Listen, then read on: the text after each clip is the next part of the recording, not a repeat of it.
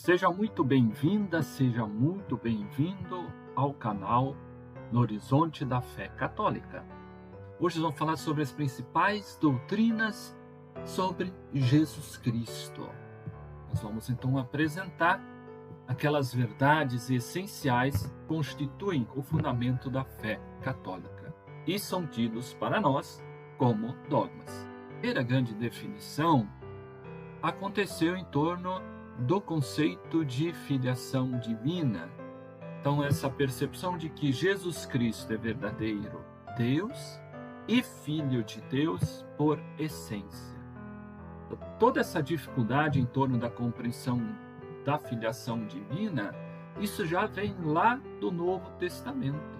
Essa reflexão, então, vai também atingir as primeiras verdades de fé.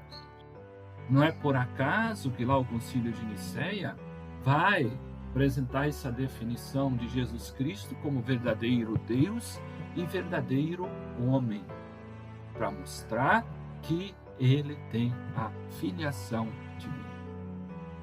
Então, ele é verdadeiro Deus e Filho de Deus. Isso, se vocês quiserem retomar, por exemplo, lá, o Evangelho de São João, isso é apresentado com muita ênfase. O prólogo, estamos falando de São João no capítulo 1 lá. Depois, outra verdade também que precisamos sempre retomar, que Jesus possui duas naturezas, que essas naturezas não se misturam, não se transformam. Estamos falando de duas naturezas, a natureza humana e a natureza divina. Essa já é uma verdade que vai ser consolidada lá no Concílio de Calcedônia. Então, esse conceito, uma pessoa em duas naturezas. Igualmente que Jesus Cristo, ainda que seja verdadeiramente homem, ele é filho natural de Deus. Como assim filho natural? Quando a gente olha lá no Evangelho de São João, lá no prólogo, claramente vem posto que o Verbo era Deus e o Verbo estava junto com Deus. Mas na plenitude dos tempos, o que aconteceu? O Verbo se faz carne. Esse termo forte que São João usa. Isto é, o Verbo de Deus que sempre esteve no seio do Pai, na plenitude dos tempos, tem o mistério da encarnação. Não confundam os conceitos. Encarnação exatamente é Deus veio habitar no nosso meio por meio do seu Filho Jesus Cristo. Outro conceito fundamental é que Cristo imolou-se a si mesmo na cruz como verdadeiro e próprio sacrifício. A centralidade da cruz para nós católicos é essencial. Cristo doou-se a si como verdadeiro e próprio sacrifício. Ele fez por amor à humanidade. Ele fez para resgatar, para redimir. Esse sinal maior católico que é a cruz traz envolto toda essa riqueza, dessa plena doação, dessa entrega sem limites, esse abaixamento de Deus no ato já de se encarnar, se fez homem, e para a nossa salvação, ele se entregou totalmente. Como os seres humanos não forem capazes de receber este projeto histórico salvífico, ele entregou-se, imolou, para que todos possam alcançar vida e vida plena. Deus nos reconciliou por meio do seu Filho, neste sacrifício pleno, dessa morte que é a máxima entrega que Deus faz para nos resgatar e reconciliar com Deus. O ser humano, pelo pecado das origens, necessariamente ele se torna devedor, ele Isto é, ele foi desobediente.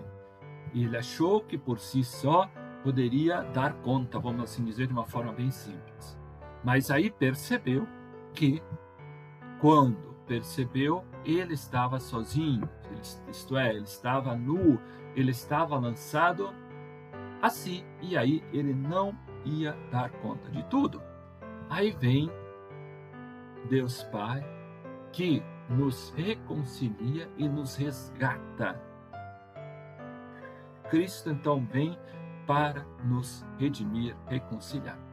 E isso aconteceu pela cruz.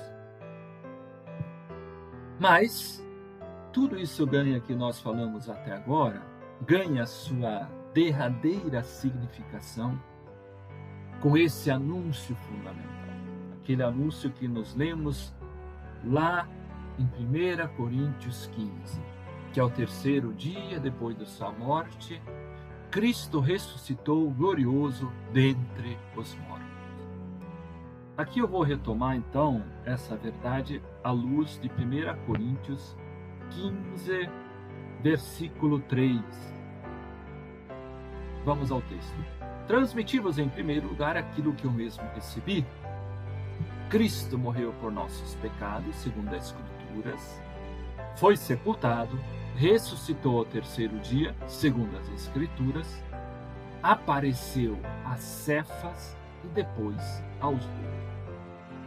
Então é este o anúncio fundamental, que dá sentido a tudo aquilo que nós falamos até agora. E ainda um último aspecto que eu gostaria também de destacar. Então Cristo subiu em corpo e alma aos céus, e está à direita de Deus Pai. Então são verdades essenciais que nós católicos não podemos abrir mão. São essas verdades maiores que nos guiam, que nos dão a certeza da nossa fé. Tudo que eu comentei aqui, isso está já presente na Sagrada Escritura, mas no decorrer dos séculos, isso foi consolidado, isso foi tornado ainda mais claro nos diferentes concílios, e para isso nós precisamos assumir isso para a nossa vida de fé, porque é isso, são essas verdades que nos levam à salvação. Muito obrigado pela atenção, um abraço, até nossa próxima oportunidade.